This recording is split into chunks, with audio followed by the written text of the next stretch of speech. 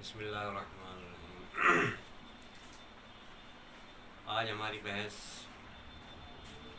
غسل کے بعد جو ہے وہ اس انسان کے بارے میں جس کا آخری وقت ہو، جسے شریعت میں محتضر کہتے ہیں یا محتضر، یعنی حالت احتضار۔ جب انسان کا آخری وقت ہوتا ہے تو اس حالت کو حالت احتضار کہا جاتا ہے۔ اس وقت جب انسان کا آخری وقت ہو تو اس وقت بھی کچھ احکام ہیں جو ہم پر واجب ہوتے ہیں، اور واجب کس پر ہوتے ہیں؟ سب سے پہلے جو یہ امور واجب ہوتے ہیں وہ تمام کے تمام مسلمانوں پر واجب ہوتے ہیں کہ جس وقت کوئی مرنے کے قریب ہو تو اس کے احکام کا بجا لانا ہر مسلمان پر واجب ہے، لیکن اس کا انجام دینا سب سے پہلے اس کے ولی پہ واجب ہے۔ جو بھی اس کا ولی ہو، باپ، دادا، بھائی، بہن، جو بھی مثلا اس کا ولی ہو، لہٰذا اس کے اوپر اس کا دینا واجب ہے۔ اب مرنے والا یا چاہے عورت ہو یا مرد ہو، چھوٹا ہو بڑا ہو، کوئی بھی ہو، اسے جس وقت مرنے کا وقت قریب آئے تو اسے پشت کے ذریعے لٹائے، جس طرح انسان سیدھا لیٹتا ہے، اور اس کے جو ہیں دونوں پیر جو ہیں وہ قبلہ رکھیں، اور چہرہ جو ہے وہ اس کے قبلے کی طرف، اس طریقے سے لیٹا ہے۔ ہمارے یہاں بعض مرتبہ ایسا ہوتا ہے کہ جیسے مشین وغیرہ میں رکھتے ہیں یا ویسے رکھتے ہیں تو اس بات کا خیال نہیں رکھا جاتا جب تک انسان کی میت کو غسل نہ دیا جائے، مرنے کے بعد سے غسل سے پہلے تک اس کو لٹانا ہے اس طرح کہ اس کا چہرہ اگر بیٹھے وہ اٹھ کر تو اس کا چہرہ قبلے کی طرف ہے۔ اور یہ جو ہے، لیکن جب انسان کو غسل دے دیا جائے، غسل میت دے دیا جائے تو پھر کیا کریں؟ پھر اس کو مستحب ہے اس طرح لٹانا کہ جس طریقے سے اس پہ نماز میت پڑھی جاتی ہے۔ لہذا اس طریقے سے ہر بالغ، ہر عاقل انسان کو جو ہے اس طریقے سے کرنا اور اس طریقے سے انجام دینا ضروری ہے، چاہے وہ مرنے والا چھوٹا ہو یا بڑا ہو، بچہ ہو، کوئی بھی ہو، مرنے والا کوئی بھی ہو، مسلمان ہو، یہ بھی نہیں کہ شیعہ ہو، مسلمان ہو، ہر مسلمان کے ساتھ یہی جو ہے وہ کرنا ہے۔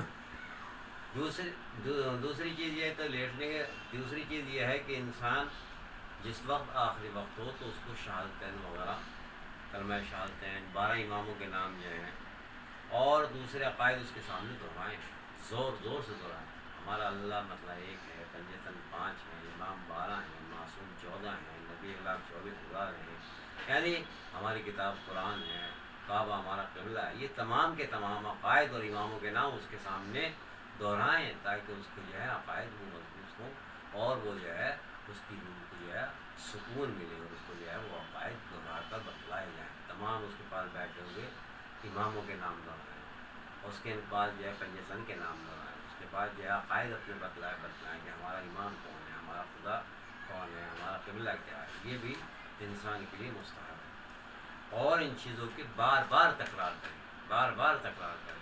تاکہ وہ جو ہے اس کو سنائی دے، زور زور سے کریں۔ اور اسی طریقے سے مستحب ہے کہ انسان جب آخری وقت ہو تو کوئی دعائیں پڑھے تاکہ اس کے پاس جو ہے رحمت کے فرشتے نہ ہوں۔ لیکن اگر کسی انسان کی روح سختی سے نکل رہی ہو، بہت زیادہ سخت آ رہا ہو، تو اس وقت کیا کریں؟ تو شریعت کہتی ہے کہ اگر انسان کی روح نکلنے میں کچھ سختی ہو اور اس کو جو ہے اذیت ہو رہی ہو، اس کی روح جو ہے نہ نکل رہی ہو، تو ایسے انسان کو ایسی جگہ لے جائے جہاں وہ اپنے گھر میں نماز پڑھتا ہے، یعنی انسان کو اس مصلی پر لے کر جائے جہاں پر وہ نماز پڑھتا تھا۔ اس کا مطلب یہ ہے کہ گھر میں ایک جگہ ہمیں ایک ایسی معین کرنی چاہیے کہ جس میں ہماری نماز کا جو ہے وہ جگہ ہو، تاکہ اگر خدا نہ کرے ایسا وقت آ جائے تو ہم اس کو معصومین فرماتے ہیں، اگر اس کو اس جگہ پر لے کے جایا جائے جہاں پہ وہ نماز پڑھتا تھا تو اس کو جو ہے وہ آرام سے نکل جائے گی۔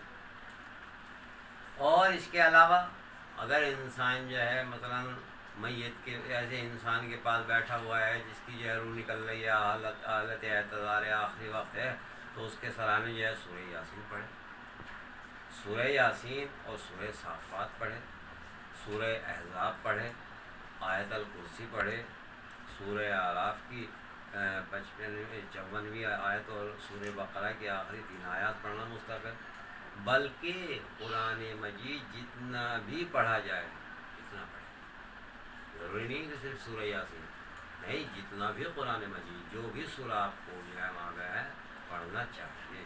لہذا انسان کو جو ہے ایسی حالت میں، تاکہ یہ اس لیے تاکہ اس کے پاس جو ہے رحمت کے فرشتے نازل ہوں، اور جو اس کے پاس شیاطین ہیں، بلو ہیں، وہ جو ہے اس سے دور ہیں۔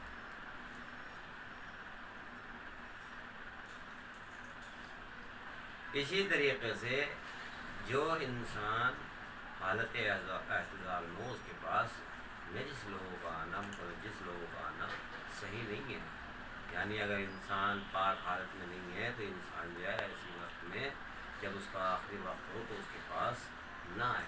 کیوں؟ چونکہ جس وقت میں جس انسان اس کے پاس آتا ہے تو ملائکہ جو ہے، جو رحمت کے ملائکہ ہیں، وہ اس سے دور ہو جاتے ہیں، کیونکہ وہ گندگی کی جگہ پر نہیں آتے ہیں۔ لہٰذا انسان کو چاہیے کہ وہ ایسے وقت میں اس کے قریب نہ جائے، اگر کوئی حالت اعتدال میں ہو تو اس کے پاس پاک انسان جائیں۔ اب اس سے ایک بات اور بھی ثابت ہوتی ہے، ایک بات اور بھی بول لگتی ہے کہ انسان کو ہر وقت طاہر اور پاک رہنا چاہیے، کہ یہ وہ طاہر رہنا چاہیے۔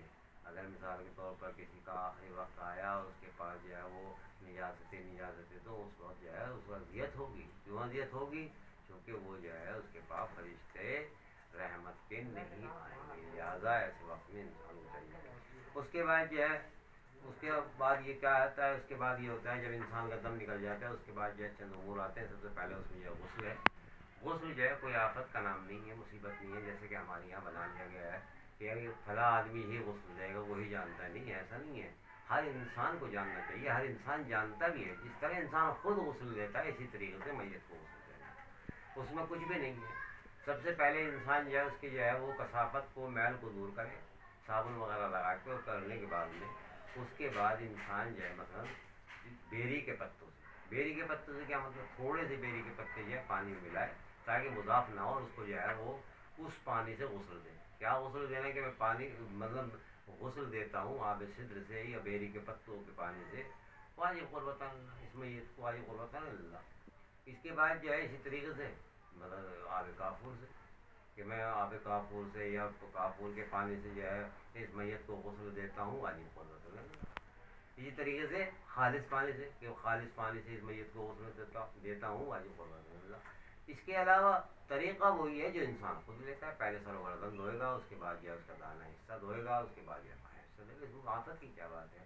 انسان کو ایسا نہیں ہے کہ میت جو ہے کوئی ڈراؤنی ہے، خدا نہ، یہ چیزیں ولی پہ واجب ہے، لیکن ولی جو ہے وہ دور بیٹھ جاتا ہے، وہ سوچتا ہے کہ کوئی دوسرے کر دے، نہیں۔ جب پراپرٹی کا مالک ہوا ہے، جب اس کے دکان کا مالک ہوا ہے، جب اس کے جو ہے مثال کے طور پر کاروبار کا مالک ہوا ہے، پیسے کا مالک ہوا ہے، بلڈنگ کا مالک ہوا ہے، تو اس سے ڈرنے کی کیا ضرورت ہے؟ یہ تو ولی پہ واجب ہے کہ وہ اس کے قریب آئے، اس کے قریب آنے کے بعد میں جو ہے ان کاموں کو جو ہے ساتھ میں امور کو انجام دے۔ لیکن ولی ہم نے بعض مرتبہ یہ دیکھا کہ ولی جو ہے چھپتا پھرتا ہے تاکہ محلے والے آ جائیں، کوئی پڑوسی آ جائے، کوئی دوسرا آ جائے۔ کیوں بھائی؟ اس کا مال بھی دوسرے کو دے دے، پڑوسیوں کو بانٹ، تو دیکھے کہ بانٹ دے گا، نہیں بانٹے گا نا۔ تو جب آپ جو ہیں اس کی پراپرٹی کے حقدار ہیں، اس کے مال کے حقدار ہیں، تو لہٰذا انسان کو چاہیے کہ ان کاموں میں بڑھ چڑھ کے حصہ لے۔